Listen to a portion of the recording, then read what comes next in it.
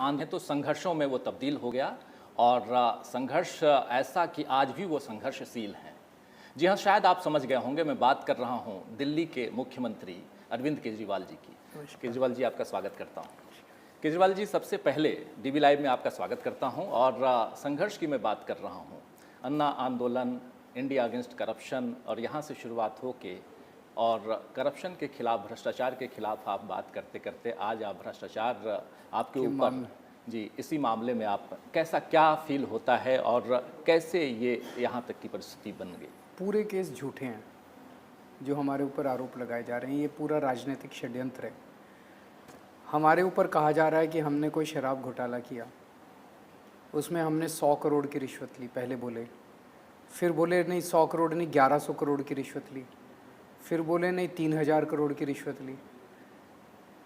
चाहे 1100 करोड़ की या 3000 करोड़ की या 100 करोड़ की, अगर हमने रिश्वत ली तो वो पैसा कहीं तो मिलेगा। उस 100 करोड़ में 50 करोड़ तो मिलेगा, 70 करोड़ तो मिलेगा, कहीं कोई कैश मिलेगा, कहीं कोई ज्वेलरी कुछ खरीदा होगा हमने, कोई खर्चा किया होगा।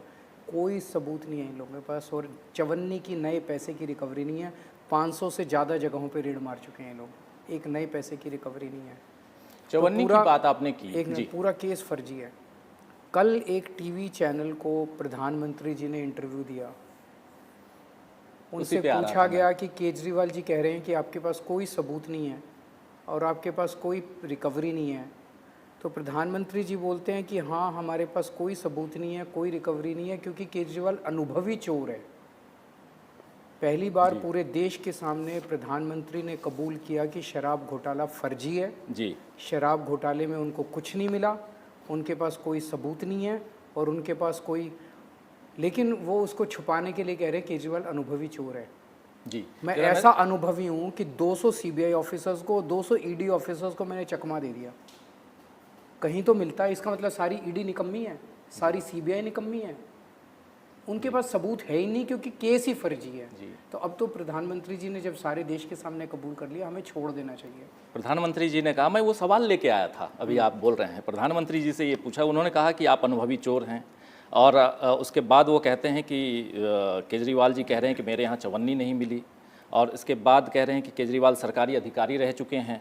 जो अनुभवी चोर होता है उसको बड़ी सुविधा होती है, वो जानता है कि ईडी सीबीआई कैसे कार्रवाई करेगी, इसीलिए वो बचने की व्यवस्था में पहले कर लेता है। तो वो मान रहे हैं ना कि उनके पास कुछ नहीं सबूत मिला, उनके पास कोई सबूत नहीं है, वो मान रहे हैं जी। उसका बहाना जो मर्जी दे दें, केजरीवाल अनुभवी चोर है, जो बहाना, उनके पास कोई सबूत नहीं है, कोई रिकवरी नहीं है। पूरे देश के सामने टीवी चैनल के ऊपर उन्होंने कबूल किया, देश के प्रधानमंत्री ने, कि केजरीवाल के खिलाफ हमारे पास कोई सबूत नहीं है, कोई रिकवरी नहीं है और पूरा केस फर्जी है। क्या ये रिएक्शन उस पे है, जैसे ही आप बाहर निकल के, अभी अंतरिम ज़मानत से बाहर निकल के आए और आपने दो बातें कही, एक ये उत्तर प्रदेश के मुख्यमंत्री योगी आदित्यनाथ को लेकर, और दूसरी बात अमित शाह और को लेकर के कि नरेंद्र मोदी दरअसल अमित शाह के लिए प्रचार कर रहे हैं, उनके लिए वोट मांग रहे हैं कि अगले साल वो 75 साल के हो जाएंगे और उसके बाद ये कुर्सी दे देंगे उनको। दूसरी तरफ जो उत्तर प्रदेश के मुख्यमंत्री हैं वो भी इस 4 तारीख के बाद नहीं रहेंगे, मतलब उनको भी जल्दी बदल दिया जाएगा। क्या इसका रिएक्शन है? और ये आपने कहा तो क्यों कहा, इसके पीछे लॉजिक क्या है? नहीं, लॉजिक तो ऑब्वियस है। योगी जी को बदला जाएगा ये बच्चा बच्चा जानता है, ये हर आदमी बोल रहा था। मैंने उसको मुखर कर दिया। जो अभी दबी जबान में सारी जनता बात कर रही थी, मैंने उसे मुखर कर दिया।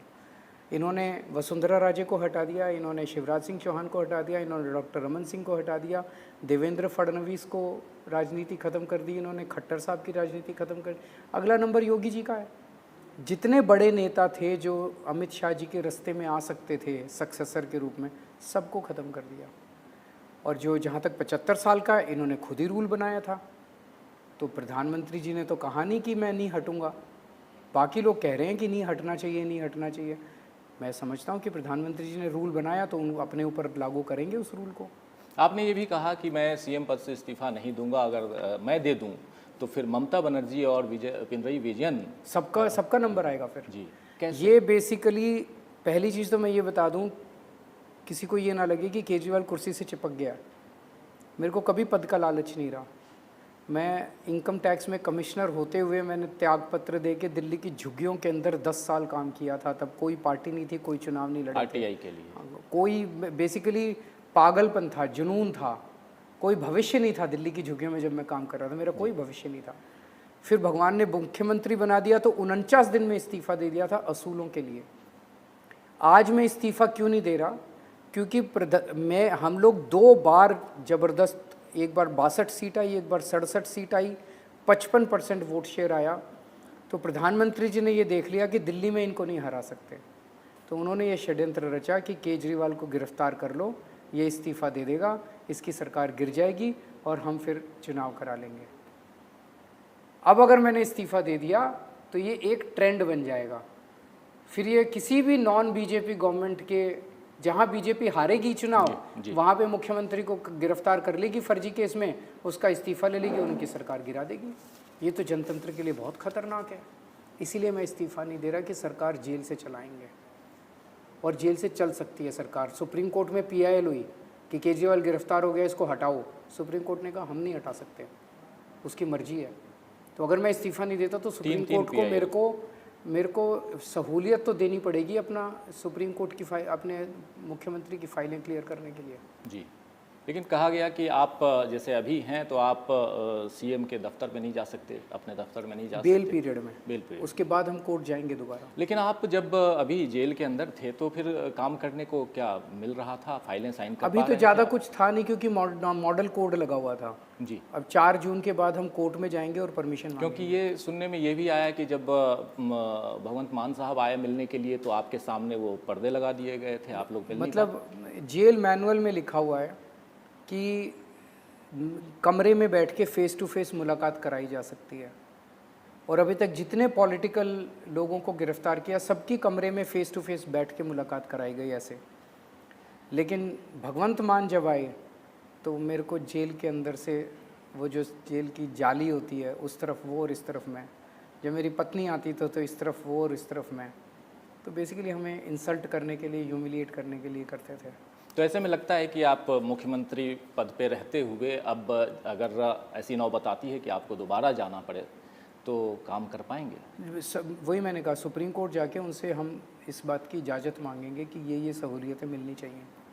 जी, अब थोड़ा चुनाव पे आते हैं, और ये जो अभी ऑनगोइंग चुनाव है, लोकसभा चुनाव आने के बाद आपने काफ़ी हिंदुस्तान में काफ़ी घूमा है, दिल्ली से लेकर दूसरे राज्यों तक, क्या लगता है इंडिया गठबंधन कितनी मजबूत है? मुझे लगता है बीजेपी के खिलाफ काफ़ी गुस्सा है लोगों में। बीजेपी पूरे देश में महंगाई और बेरोज़गारी को लेके बहुत ज़्यादा लोग परेशान हैं। घर का खर्चा नहीं चल रहा, बच्चे घर में बैठे हैं, नौकरी नहीं मिल रही। लेकिन जब वो अपने प्रधानमंत्री की तरफ देखते हैं टीवी में, प्रधानमंत्री के मुंह से ये निकल ही नहीं रहा, महंगाई बेरोज़गारी उनकी चिंता ही नहीं है प्रधानमंत्री की। वो गाली गलौज कर रहे हैं प्रधानमंत्री। बम्बई जाके कहते हैं कि शरद पवार भटकती आत्मा है जी। उद्धव ठाकरे को कहते हैं कि ये अपने पिताजी की नकली संतान है। परसों वो बोले कि इंडिया गठबंधन वाले तुम्हारे घर की टूटी छीन के ले जाएंगे, इंडिया गठबंधन वाले तुम्हारी भैंस खोल के ले जाएंगे, ये तुम्हारा मंगलसूत्र छीन के ले जाएंगे। लोग उनसे ये सुनना चाहते हैं कि मैं उनको वोट दो ताकि प्रधानमंत्री जी हमारी महंगाई कैसे दूर करेंगे, पेट्रोल के दाम कैसे कम करेंगे, डीजल के दाम कैसे करेंगे, दूध कैसे सस्ता करेंगे, सब्जियां कैसे सस्ती करेंगे, खाने पीने की चीज़ें कैसे सस्ती करेंगे, फीस कैसे सस्ती करेंगे जी। हमारे बच्चों को नौकरी कैसे देंगे। लोग उनसे ये सुनना चाहते हैं।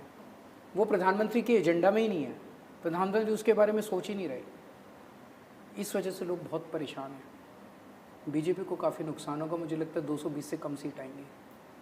ऐसे में आपका नेता कौन होगा? क्या आप भी उस रेस में हैं, प्रधानमंत्री की रेस मैं में? प्रधानमंत्री की रेस में नहीं हूँ। वो उनका प्रधानमंत्री कौन होगा वो बता दें, हम अपना प्रधानमंत्री बता देंगे। जी। इंडिया गठबंधन की शुरुआत में आपकी पार्टी का उसमें जुड़ना भी एक कई ढंग से, पहले तो आपके यहाँ से भी प्रेस कॉन्फ्रेंस हुई कि आप लोगों के ऊपर दबाव बनाया जा रहा है कि इंडिया गठबंधन में आप शामिल ना हों, ऐसी प्रेस कॉन्फ्रेंस भी हुई थी। और उसके बाद आप लोगों का शामिल होना, उसके बाद आप लोगों का जेल जाना, ये क्या उससे कुछ तारतम्य, कुछ मिलता जुलता है? कुछ परिस्थितियाँ ऐसी है जो दबाव बनाने की राजनीति हो रही थी कि आप लोग न जाएं, इंडिया गठबंधन में शामिल ना हो? मुझे लगता है वो चाहते तो थे वो लोग। जी। लेकिन उनकी चली नहीं, हमने अपना इंडिपेंडेंट निर्णय लिया। लेकिन नीतीश कुमार का अचानक पलट जाना, यहाँ से बाहर निकल जाना, उसका कोई असर इंडिया गठबंधन पे, और चूंकि आपसे बहुत उसका मुलाकातें असर होती थी उनके ऊपर होगा, नीतीश बाबू, बीजेपी को भी नुकसान होगा, नीतीश जी को भी नुकसान होगा। बिहार में लोग ये पसंद नहीं करते। जिस तरह से प्रधानमंत्री जी ने एनसीपी के 2 टुकड़े कर दिए, उनका सिंबल छीन लिया, उनकी पार्टी छीन ली। शिवसेना के 2 टुकड़े कर दिए, उनका सिंबल छीन लिया, उनकी पार्टी छीन ली। पाकिस्तान में भी उन्होंने इमरान खान को गिरफ्तार करके उनकी पार्टी छीन ली, उनका सिंबल छीन लिया और चुनाव जीत गए। यहाँ भी उसी तरह की तानाशाही की तरफ मोदी जी देश को ले जा रहे हैं। मुझे गिरफ्तार कर लिया, सत्येंद्र जैन को गिरफ्तार कर लिया, मनीष सिसोदिया को गिरफ्तार कर लिया, हमारा बैंक अकाउंट फ्रीज करने वाले हैं, कहते हैं आओ अब चुनाव लड़ते हैं। कांग्रेस का महीना भर पहले अकाउंट फ्रीज कर दिया, कहते हैं आओ अब चुनाव लड़ते हैं। एनसीपी को 2 टुकड़े करके उनकी पार्टी छीन ली, उनका सिंबल छीन लिया, कहते हैं आओ अब चुनाव लड़ते हैं। शिवसेना की पार्टी छीन ली, टुकड़े कर दिए 2 और सिंबल छीन लिया, कहते हैं आओ अब चुनाव लड़ते हैं। तो जो तानाशाही का मॉडल वहाँ पे रशिया में पुतिन ने सारे विपक्षी नेताओं को या तो जेल में डाल दिया या मरवा दिया और फिर चुनाव लड़ा, 87% वोट आ गए। शेख हसीना ने यहाँ पे सारे विपक्ष को जेल में डाल दिया और चुनाव लड़ा और जीत गई बम्पर वोट से। यही मॉडल मोदी जी यहाँ लाना चाहते हैं, तानाशाही करना चाहते हैं, इससे देश को बचाना है। लेकिन 4 तारीख के बाद ऐसी खबरें भी आ रही हैं कि शायद ऐसा हो कि कम, जैसे 220 सीटें आप कह रहे हैं, कुछ वैसी परिस्थितियां उत्पन्न हो तो सत्ता हस्तांतरण में भी दिक्कत आ सकती है। उसके लिए इंडिया गठबंधन विपक्ष क्या तैयारियां कर रहा है? एक बारी हो, देखते हैं। मैं समझता हूँ जैसे ट्रंप ने छोड़ने से कितनी तकलीफ़ की थी, ट्रंप ने कुर्सी छोड़ने में, ये भी हो करेंगे तो कुछ भी करेंगे, ये हो सकता है, ऐसा लगता है। देखते हैं। दिल्ली की 7 सीटों पे, और सबसे बड़ी चीज़ ये कि आप और कांग्रेस पार्टी दिल्ली में साथ साथ, और कई जगहों पे हम सब ने देखा कि आप गए, कांग्रेस की रैलियों में भी गए। वो जो केमिस्ट्री है वो यहाँ पर मिलते हुए दिखाई दे रही है इंडिया। शुरू में दिक्कत हुई थी कांग्रेस के साथ तालमेल करने में, लेकिन सब चीज़ों को सॉर्ट आउट कर लिया गया। अब मैं समझता हूँ ऊपर से नीचे तक काफ़ी ठीक तालमेल हो गया, एक रिलेशन डेवलप हो गया है। हाँ जी। ममता बनर्जी को लेकर, क्योंकि ममता बनर्जी अब कह रही हैं कि बाहर से हम समर्थन देंगे, शुरुआत में काफ़ी वहापोह की स्थिति थी, थोड़ा समझना चाहूँगा आपसे, क्योंकि आप, मेरी बात नहीं हुई है निकलने के बाद उनसे इस टाइम इतनी ज़्यादा मैं, लेकिन सबसे पहला शख्स कोई था तो ममता बनर्जी थी जिन्होंने ट्वीट करके आपको बधाई दी थी जब आपको अंतरिम ज़मानत मिली थी। हाँ जी, मैं उनका सभी का, ममता जी का भी शुक्रिया अदा करना चाहता हूँ, सभी नेताओं का शुक्रिया अदा करना चाहता हूँ जिन्होंने मेरे लिए शुभकामनाएं की, मेरे लिए मन्नत दुआएं मांगी, और जिनकी दुआओं की वजह से आज मैं बाहर हूँ। जी, थोड़ा सा पंजाब को लेकर के भी आपसे जानकारी चाहूँगा, क्योंकि पंजाब में आपकी सरकार है और बहुत मजबूत सरकार है, वहाँ आप और कांग्रेस फ्रेंडली फाइट में हैं। क्या कारण रहा कि फ्रेंडली फाइट में गए? सीटों का बंटवारा क्यों नहीं? हमने गठबंधन वहाँ किया जब बीजेपी थी। बीजेपी के खिलाफ एक कैंडिडेट खड़ा होना चाहिए। पंजाब में बीजेपी नहीं है, तो इसीलिए हम अलग अलग लड़ रहे हैं। अच्छा, इसीलिए अलग अलग लड़। और गुजरात को लेकर क्या कहना है? गुजरात में हम 2 सिर्फ सीट पे लड़ रहे हैं, तो एक पे तो लगभग पक्का है कि जीत ही जाएंगे, दूसरे पे भी अच्छी टक्कर हो रही है। आपने, लेकिन अभी एक इंटरव्यू में आपने प्रेस कॉन्फ्रेंस की थी, आपने कहा था कि 300 पार इस बार इंडिया गठबंधन, कैसे, किस दम पे आपने कहा? बीजेपी की 220 आएंगी, इससे कम आएंगी, जी, तो नेचुरली इंडिया गठबंधन गेन कर रहा है जगह जगह। क्योंकि आप पहले राजनेता हैं जिन्होंने इंडिया गठबंधन के लिए फिगर दिया, इसलिए ये सवाल बनता है, क्योंकि सब बीजेपी की बात तो कर रहे हैं कि बीजेपी 200, 220, राहुल गांधी जी 140, 150 कह रहे हैं, अखिलेश यादव जी 143 कह रहे हैं, तो आपने इंडिया गठबंधन के लिए कहा, इसलिए ये सवाल मैं पूछ रहा था। तो वो अगर आप डिटेल्ड कैलकुलेशन करें तो आप भी उसी फिगर पे पहुंचेंगे, स्टेट वाइज, पार्टी वाइज, अगर डिटेल्ड वो करें तो आपको वो दिखेगा कि वो हो सकता है। केजरीवाल जी, मैं समझ रहा हूँ कि समय कम है, एक दो छोटा सवाल और करना चाहूँगा। अन्ना हज़ारे के साथ आपका काफ़ी अच्छा आंदोलन रहा, और जहाँ से यहाँ तक आपका और संघर्षों में भरा आंदोलन वो भी था। अब जबकि आप राजनीति में हैं तो अन्ना हज़ारे जी कई बार आपके अगेंस्ट बात करते हुए और बयान देते हुए दिखाई दिए हैं, आपकी उस पर कोई प्रतिक्रिया? नहीं, मैं अन्ना जी की आज भी बहुत इज्जत करता हूँ और अगर वो डांटना चाहें मुझे डांट ले, ऐसा नहीं हो सकता मुझसे कुछ गलतियाँ हुई हों। अगर गलतियाँ हुई हों तो उनकी डांट मेरे सर माथे पर, और जो भी वो निर्देश देंगे हम मानेंगे।